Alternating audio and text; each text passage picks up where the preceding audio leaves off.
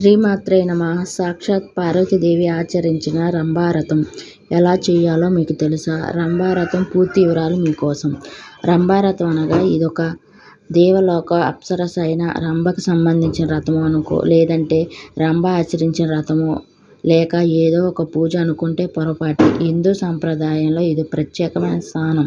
ఈ రంభారథాన్ని అంటే ఈ రోజు ఏం చేయాలనే విషయాలు ఇప్పుడు తెలుసుకుందాం. ఈ కథనంలో తెలుసుకుందాం. రంభారథం ఎప్పుడు? తెలుగు పంచాంగం ప్రకారం జ్యేష్ఠ శుద్ధ తది రోజు రంభారథం జరుపుకుంటారు. రంభారథాన్ని రంభా తృతీయ అని కూడా అంటారు. ఈ ఏడాది మే 29వ తేదీన గురువారం జ్యేష్ఠ శుద్ధ తదియ తిథి ఉంది. కాబట్టి ఈ రోజున రంభారథాన్ని జరుపుకున్నానని పంచాంగ కర్తలు సూచిస్తున్నారు. రంభారథం అంటే అరటి చెట్టును పూజించడం. అరటి చెట్టును సంస్కృతంలో రంభా వృక్షం అంటారు. అరటి చెట్టును సాక్షాత్ పార్వతీదేవి పూజించిందని శాస్త్రాలు చెప్పబడుతున్నాయి.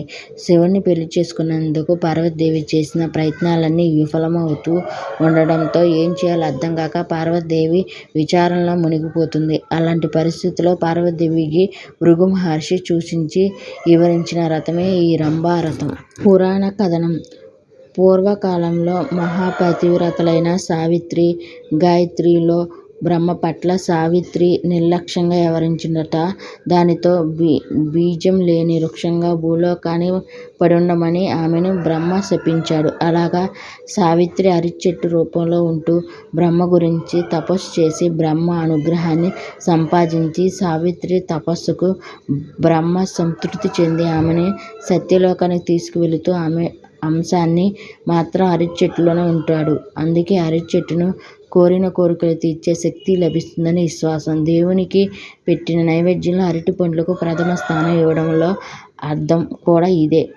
పూర్వం అగస్త్యుని భార్య లోపాముద్ర కూడా ఈ వ్రతాన్ని ఆచరించవల్లనే అగస్త్యుని భర్తగా పొందిందని. అందుకే శివుని భర్తగా పొందాలంటే ఈ వ్రతాన్ని ఆచరించిన భృగు మహర్షి పార్వతీదేవికి చెప్పాడు. రంభారథం ఆచరించిన పార్వతీదేవి. భృగు మహర్షి చెప్పినట్లు పార్వతీదేవి జ్యేష్ఠ శుద్ధ తదియ రోజు తెల్లవారుజామున తలస్నానం చేసి అరటి చెట్టును ప్రదేశంలో అలికి ముగ్గులు పెట్టి చెట్టు కింద మండపాన్ని ఏర్పాటు చేసి శ్లోకపూర్వకంగా అరటి చెట్టును పూజించి 4 రోజుల పాటు ఈ వ్రతాన్ని ఆచరించిన పార్వతీదేవి ప్రతినిత్యం అరటి చెట్టును పూజించి నైవేద్యం సమర్పించేది. మొదటి రోజు మాత్రమే జాగారం చేసి 4 రోజుల పాటు ఈ వ్రతాన్ని భక్తి శ్రద్ధతో ఆచరించింది. తర్వాత పార్వతీదేవి పరమశివుని భర్తగా పొందింది. రంభారథ ఫలం. కుటుంబంలో కలతలున్నవారు, వివాహం కాని వారు, సంతానం కోరేవారు ఈ వ్రతాన్ని ఆచరించడం ద్వారా ఉత్తమ ఫలితాలు పొందుతారని విశ్వాసం. రానున్న జ్యేష్ఠ తదియ రోజు ఈ వివాహం కావాలనుకునేవారు, సంతానం కోరుకునేవారు, వైవాహిక జీవితంలో సమస్యలు ఉన్నవారు రంభారథాన్ని ఆచరించే సమస్యలు తొలగిపోతాయని శాస్త్రవచనం. ఈ వ్రతాన్ని ఆచరించిన తర్వాత అర్ధనారీశ్వర స్తోత్రాన్ని పఠించడం వల్ల ఉత్తమ ఫలితాలు పొందవచ్చు.